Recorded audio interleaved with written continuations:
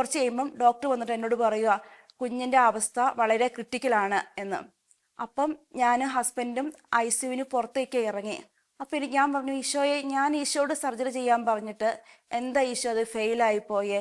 അപ്പം എനിക്ക് ദേഷ്യം തോന്നി ഈശോയോട്. ഞാൻ പറഞ്ഞു, ഇങ്ങനെ ഒരു ഈശോ ഇല്ല, ഈശോ ഇത് ചുമ്മയാ. അപ്പോൾ എൻ്റെ ഹസ്ബൻഡ് ഇരുന്ന് പ്രാർത്ഥിക്കുക. അപ്പോൾ ഞാൻ ഇൻസ്റ്റാനോട് പറഞ്ഞു, ഇൻസ്റ്റായെ ചുമ്മാ പ്രാർത്ഥിക്കണ്ട, അങ്ങനെ ദൈവമൊന്നുമില്ല, ദൈവം ഉണ്ടായിരുന്നില്ല ഇങ്ങനെയൊന്നും സംഭവിക്കത്തില്ലായിരുന്നു എന്ന്.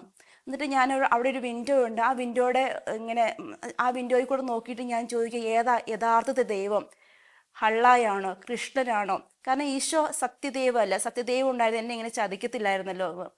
അപ്പം എൻ്റെ മൊബൈലിൽ ഞാനിങ്ങനെ എഴുതി വെച്ചിട്ടുണ്ടായിരുന്നു, എൻ്റെ ഈശോയ്ക്ക് സ്വപ്നം കാണുവാൻ, എൻ്റെ ഈശോയ്ക്ക് വളർത്തുവാൻ, കൊഞ്ചിക്കുവാൻ, താലോലിക്കുവാനായി ഞാൻ എൻ്റെ ഇമ്മാനുവേലിൽ തരുന്നു, ഈശോയുടെ ഇമ്മാനുവേലിൽ നിന്ന്.